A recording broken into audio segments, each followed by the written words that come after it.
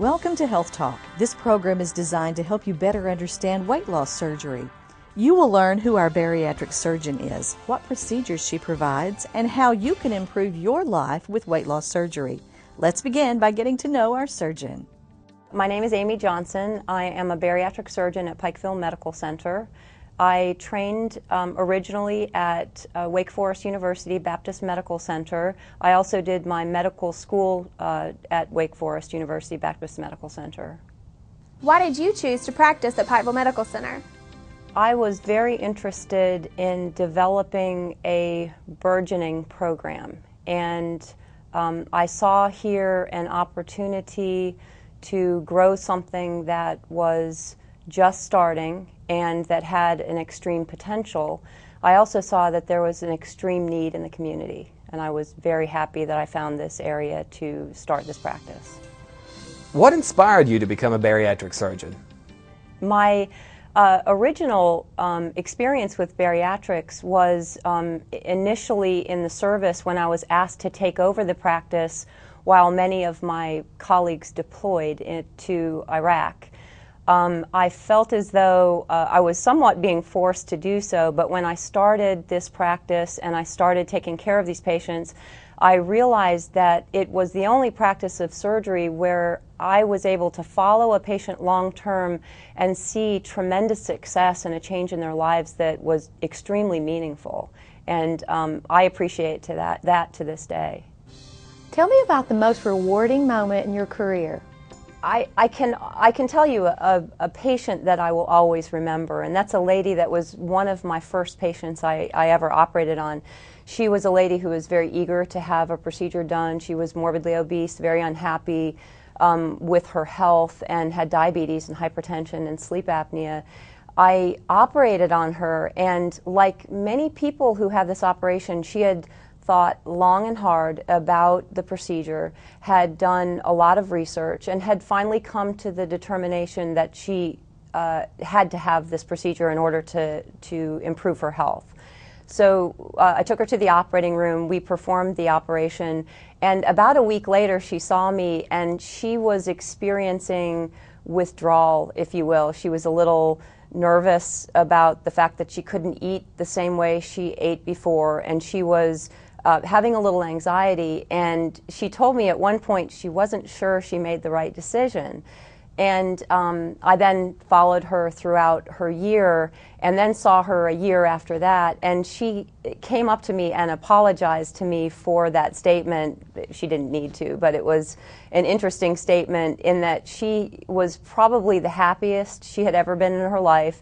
She was the healthiest she'd ever been, and she was playing with her grandchildren. She was not taking any more medicine for diabetes. She was off of her CPAP machine, and she was completely happy.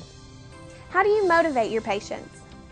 Motivation of anyone is a tricky business. It requires you understand a patient a little bit and have walked maybe in that patient's shoes. It's a difficult thing to do if you're a bariatric surgeon and you have not had bariatric surgery. And you have not been morbidly obese. And I think that some of my patients question whether or not I can actually understand and then go forward with motivation to help them lose weight and be successful after surgery. And what I find is a little bit of empathy, and doing this for a while, I very much appreciate the difficulties that these patients face on a day-to-day basis, sitting in chairs, going to restaurants, not being able to travel, having pain that nobody else has, being sick, having diabetes, having hypertension, having sleep apnea. I can relate to them and be very empathetic, and therefore can motivate them to improve and to participate in life again. What types of procedures do you offer or perform? So at Pikeville Medical Center, we have numerous choices for bariatric surgery or weight loss surgery. The gold standard in my mind in the United States still is laparoscopic gastric bypass. That is a bypass of some of the small intestine to aid in resolution of diabetes and to create a very small restrictive pouch and create some malabsorption. The second operation we perform very routinely is called a sleeve gastrectomy, and it's relatively new to the area, and it's relatively new to bariatric surgery. It's only 7 years old. We have basically very good data that shows that there's extremely good durability of weight loss with this procedure. It is a procedure where we take out most of the stomach, and you're left with a small banana-shaped stomach that basically allows you to eat about 10% of what you were able to eat before. The third operation we perform is a laparoscopic gastric banding. It is a procedure whereby there is a band placed at the top of the stomach. There is a port placed in the skin, and that port is accessed to blow a small balloon up around the band that's around your stomach and basically create a restrictive operation that limits the amount of food that you can eat at one time. Then the fourth operation we perform is relatively new, and that is a biliopancreatic diversion, which is an operation that's very complex and is left for patients with BMIs of greater than 50. It is an operation that involves making a generous sleeve of the stomach and also bypassing a great deal of the small bowel to create a significant malabsorptive operation as well. How can weight loss surgery change the life of a patient? So weight loss surgery is basically for patients who are obese or morbidly obese. We measure obesity by looking at body mass index. We call it BMI for short. And what that does is look at your height and your weight in combination, so we have one number that we can compare to everybody to give a good idea about how obese you are. A patient with a BMI of 30 to 35 is considered a candidate for surgery if they have severe diabetes. Diabetes actually improves markedly with any type of weight loss surgery, in particular gastric bypass, but any of these operations can improve diabetes or resolve diabetes in the long term. Other complicated medical problems such as sleep apnea, hypertension, coronary disease, congestive heart failure, and many, many others can much improve or be eliminated with weight loss surgery.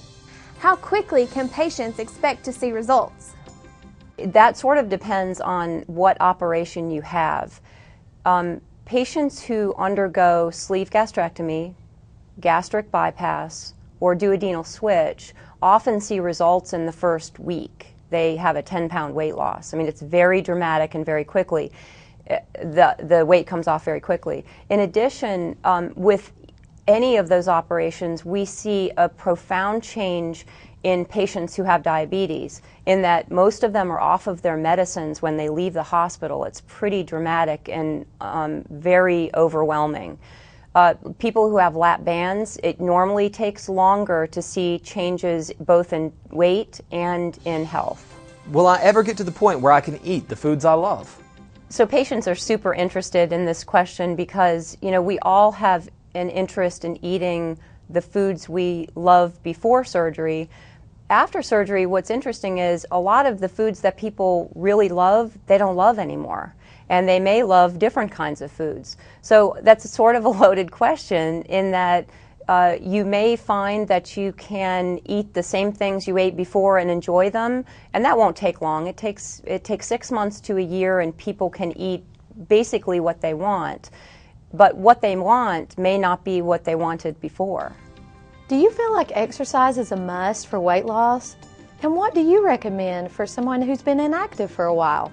Most of my patients come into me stating that they are unable to exercise, secondary to back pain, joint pain, and just overall pain when they move.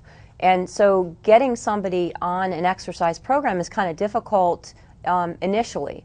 So what we recommend is that somebody who is coming into the program, who is getting started with us, start to do something. Even if they don't walk, is to walk across, to the other side of the room once a day. I mean, we ask for very baby steps in attempting to get people to understand what activity is again, because it's very tough. It's very tough motivating people to do this in the face of pain.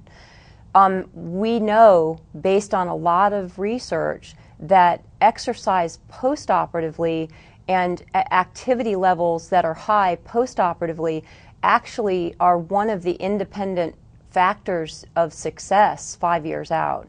So when we look at patients at 5 years, we can ask them all kinds of questions about how they manage to be successful, and what they tell us is that I eat some bad stuff sometimes, and I don't always follow the diet, and sometimes we go on vacation and I splurge on this or splurge on that, but I always exercise.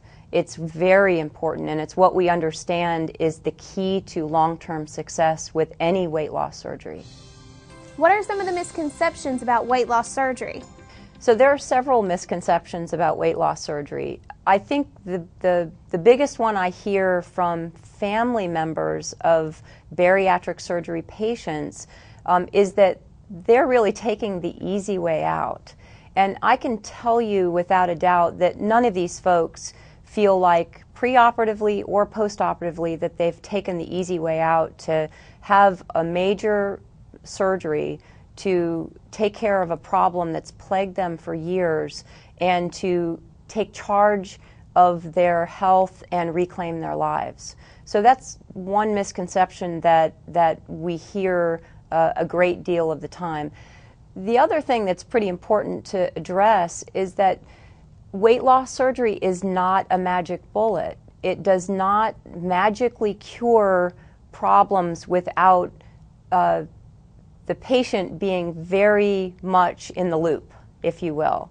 We have patients who come in who tell us that they'd like to never think about food again and the potential risk of weight gain again. And we all have to think about food. We all have to think about how we exercise. We all have to think about what we put in our mouths, because it is it makes us or breaks us health-wise. So it's very important to understand that while weight loss surgery is a tool, it's not the be-all, end-all, and you've got to play a significant role in your health and reclaiming your life. Can you please describe the sleeve procedure? The sleeve gastrectomy is a relatively new procedure. We've been doing it about 7 to 8 years, and it is an operation that is very elegant and straightforward. And what it involves is basically taking away 3/4 of the stomach and leaving a very small tube of stomach instead of that big football-shaped stomach that most people have. So what happens after surgery is that when you eat, you have much less food in your stomach before you have a feeling of being full. The other thing the sleeve does, which is very important and aids in weight loss, is that there are a number of hormones, and they're called gut hormones because they live in the stomach and in the small intestine, that actually change after surgery and change your appetite or your hunger. Most of our patients come in with ravenous hungers, and it sort of affects their everyday life. They kind of think when they need to eat next. They always have food on their mind. After this procedure, that hunger goes away, and it goes away for a long time, and sometimes up to 18 months. So many of our patients have to sort of watch their clock to remember to eat because their hunger is just gone. Now that hunger comes back, and that's why it's very important to learn how to deal with the hunger in the long term by coming to support group and attending that regularly, so you get into a habit of learning how to handle things like that when they do return. I would like to better understand the gastric bypass procedure. Gastric bypass is an operation that's been around about 40 years. Now, up until about 10 or 15 years ago, we did not have a lot of data that was combined so that we would understand exactly how all those patients who had gastric bypass actually did in the long term, which is what our interest is. We are interested in durability of weight loss and durability of resolution of those medical problems that people have. So we, in the last 10 years, have gathered a lot of information about gastric bypass and how it works. And what we understand now is that while gastric bypass is performed by making a very small pouch of stomach and attaching a long limb of small bowel that basically is malabsorptive because you don't have any bile and pancreatic juice to mix with food in order for food to be absorbed. So we have a little bit of a restrictive component to the operation and a little bit of malabsorptive component to the operation. But what we also understand is there's some kind of magic that takes place when you bypass the first part of the small intestine in diabetics. Diabetics will often see immediate results, an immediate resolution of their diabetes, in that their sugars that were high and uncontrolled and that were only controlled with a significant amount of insulin are totally normalized after surgery. So we know there's something hormonal that happens when we bypass the duodenum, the first part of the small intestine, that allows for this immediate resolution of diabetes. Hence our interest in this operation for diabetics. What advancements in gastric bypass surgery have happened over the last few years? So one of the major advances in gastric bypass surgery is the advent of doing this operation with the laparoscope, which basically is a little scope that we put into the abdominal cavity along with several other instruments to do this operation through very small incisions. It used to be that we did this operation through one large incision and it might create a hernia or a wound infection, and today we don't have those problems because we do this operation with this telescope. So that's a very important advance made with this operation. The other changes that have been made to this operation is we have tended to do this operation the same all over the world, in that we have created a very small pouch of stomach. We used to make the stomach pouch 200 cc's large, and now we make it about 30 cc's large. So it's very small. It's very much smaller than the stomach pouch before, and that leads to greater restriction early on. I've heard lap band is a more simple surgery. Can you explain? A lot of people think that gastric banding is a less invasive operation, or it's simpler. And I think what I understand from that is that people think that there are less risks involved with lap banding.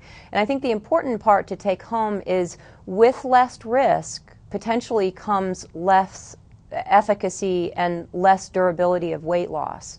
And I think it's important to recognize there are very specific patients that do very well with lap band. And I think many people know one of those people in their lives. How would a patient qualify for one of the surgical procedures? So there are very specific indications for weight loss surgery. Bariatric surgeons are restricted from doing weight loss surgery on people with BMIs, remember body mass index, numbers less than 30. A patient who has a BMI of 30 to 35 who has a severe form of diabetes, they're on insulin, they're on medicines, they're poorly controlled, they qualify for surgery, and specifically for the lap band. Patients who have a BMI of 35 to 40 who have a severe comorbid condition or medical condition such as diabetes, hypertension, sleep apnea, osteoarthritis, crippling back pain, those kinds of things, do qualify in most insurance companies' minds and certainly in most bariatric surgeons' minds for any of those weight loss surgeries that we talked about. Patients with a BMI of 40 qualify in and of itself for weight loss surgery. A BMI of 40 is called morbid obesity or severe obesity, and is actually in and of itself a severe enough disease and a severe enough risk to your life that independently insurance companies totally agree, and we, all of us together, agree that it qualifies you for surgery. What are the advantages for a diabetic patient? We're very excited about recent data looking at diabetics and comparing diabetics on medication alone, diabetics who are on medication who have gastric bypass, and diabetics who are on medication and have sleeve gastrectomy. We have looked at these patient populations over the course of a year, and then this information was recently published, and there's some very exciting information that came out of those two studies that have been published. Number one, we know that diabetics who are on medication alone typically do not get better over time. They just stay the same. If they're well controlled on their medicines, they stay the same, which is disappointing because you'd like to be able to improve or get off your medicines, but that doesn't happen with diabetes for the most part. Patients who have gastric bypass and are on medications in 1 year will have a normal hemoglobin A1C, and what that is just a measure of how well your sugar is controlled over time, and they will be off of their medicines at 1 year. Patients who have sleeve gastrectomy and who are on medicines, almost 95% of those patients will either improve or eliminate their diabetes. We know that diabetes in patients who have had both gastric bypass and sleeve gastrectomy goes away, and we consider that remission in those patients. At 5 years out, if patients are still normal in terms of their sugars, we consider them cured, which cannot happen in any other treatment option that you have. So it's so exciting that we have at our fingertips new data that proves that diabetes is cured with this operation and the set of operations. So tell me how insurance normally works for weight loss patients. Most insurance companies are very interested in seeing their clients be healthy and happy in the long run, and so most insurance companies will cover these operations.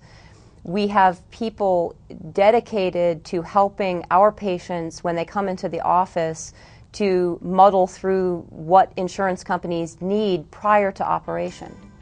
I would like to understand how your office staff flows. Who are some of the key people, and how can they help me as a patient? So we have a multidisciplinary team in the office to take care of our patients on a day-to-day basis. We have a psychologist on staff full-time. We have a coordinator. We have 2 dietitians. We have an insurance specialist. We have 2 physician office assistants, and we have a nurse. We also have a new nurse practitioner. Is there a support group for PMC patients beyond surgery? So one of the things that I have recognized over my 10 years in bariatrics is that support after surgery is one of the most important pieces that we can give our patients. We know that exercise long-term will lead to good results. We also know that attending support group for a year postoperatively actually leads to better durability of weight loss, interestingly. So we have spent a lot of time dedicating numerous hours a week to providing a support group that we do once a month, that we prepare for. All of the team is there to answer questions and to give our patients information, and that we ask that our pre-op patients attend twice, and we very much ask our postoperative patients to attend monthly. We, during that time, do protein drink tasting, we do vitamin talks, we talk about plastic surgery, we talk about what it's like to be a sleeve or a bypass or a band or a duodenal switch patient. We also, on occasion, will have either the psychologist or the surgeon there to talk a little bit about specific issues with regard to surgery or with regard to the mental health of our patients. Our office number is 606-218-5655. 888-4811, and our website address is pmcweightlosssurgery.com.